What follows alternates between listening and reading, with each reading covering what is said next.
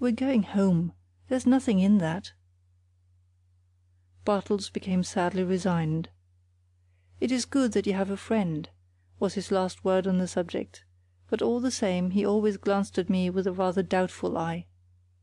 As to Davies and myself, our friendship developed quickly on certain limited lines, the chief obstacle, as I well know now, being his reluctance to talk about the personal side of our quest.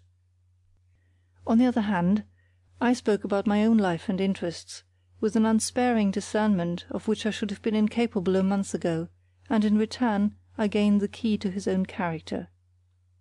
It was devotion to the sea, wedded to a fire of pent-up patriotism, struggling incessantly for an outlet in strenuous physical expression, a humanity born of acute sensitiveness to his own limitations, only adding fuel to the flame. I learned for the first time now that in early youth he had failed for the Navy, the first of several failures in his career. "And I can't settle down to anything else," he said. "I read no end about it, and yet I am a useless outsider. All I've been able to do is to potter about in small boats, but it's all been wasted till this chance came. I'm afraid you'll not understand how I feel about it, but at last, for once in a way, I see a chance of being useful." "There ought to be chances for chaps like you," I said, "without the accident of a job such as this." "Oh, as long as I get it, what matter? But I know what you mean. There must be hundreds of chaps like me—I know a good many myself—who know our coasts like a book, shoals, creeks, tides, rocks. There's nothing in it, it's only practice. They ought to make some use of us as a naval reserve. They tried to once, but it fizzled out and nobody really cares. And what's the result? Using every man of what reserves we've got, there's about enough to man the fleet on a war footing, and no more. They've tinkered with fishermen and merchant sailors and yachting hands, but every one of them ought to be got hold of. And the colonies too. Is there the ghost of a doubt that if a war broke out, there'd be wild appeals for volunteers, aimless cadging, hurry, confusion, waste? My own idea is that we ought to go much further, and train every able-bodied man for a couple of years as a sailor. Army? Oh, I suppose you'd have to give them the chance. Not that I know or care much about the army, though to listen to people talk you'd think it really mattered, as the navy matters. We're a maritime nation. We've grown by the sea and live by it. If we lose command of it, we starve. We're unique in that way, just as our huge empire, only linked by the sea, is unique. And yet, read Brassey, Dilke, and those naval annuals, and see what mountains of apathy and conceit have had to be tackled. It's not the people's fault. We've been safe so long and grown so rich that we've forgotten what we owe it to. But there's no excuse for those blockheads of statesmen, as they call themselves, who are paid to see things as they are. They have to go to an American to learn their ABC, and it's only when kicked and punched by civilian agitators, a mere handful of men who get sneered at for their pains, that they wake up, do some work, point proudly to it, and go to sleep again till they get another kick. By Jove, we want a man like this Kaiser, who doesn't wait to be kicked, but works like a nigger for his country and sees ahead. We're improving, aren't we? Oh, of course we are. But it's a constant uphill fight, and we aren't ready. They talk of a two-power standard. He plunged away into regions where space forbids me to follow him. This is only a sample of many similar conversations that we afterwards held, always culminating in the burning question of Germany.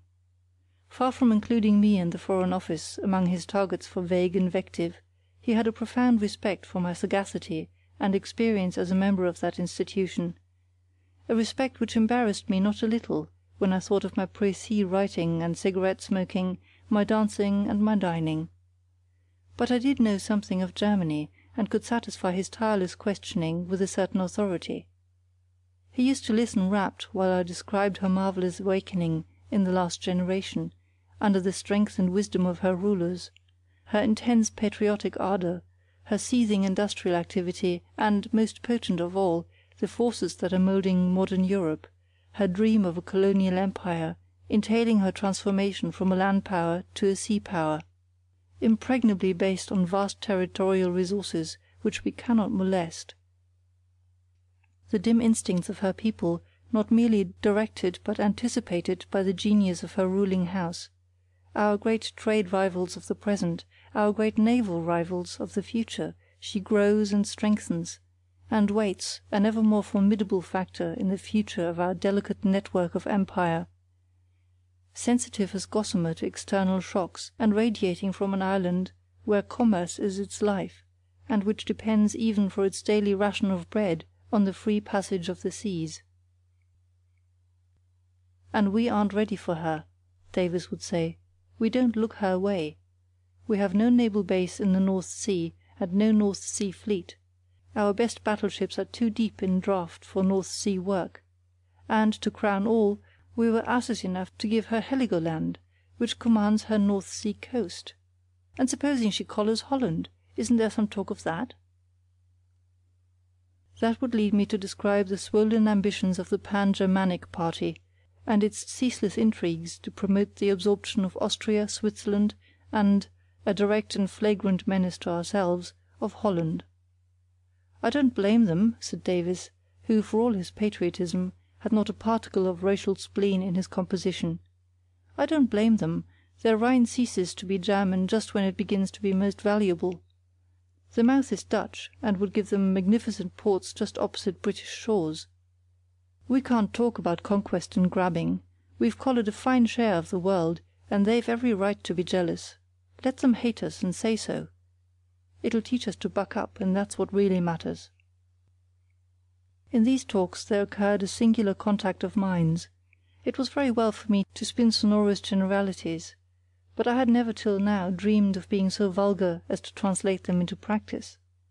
I had always detested the meddlesome alarmist who veils ignorance under noisiness, and forever wails his chant of lugubrious pessimism.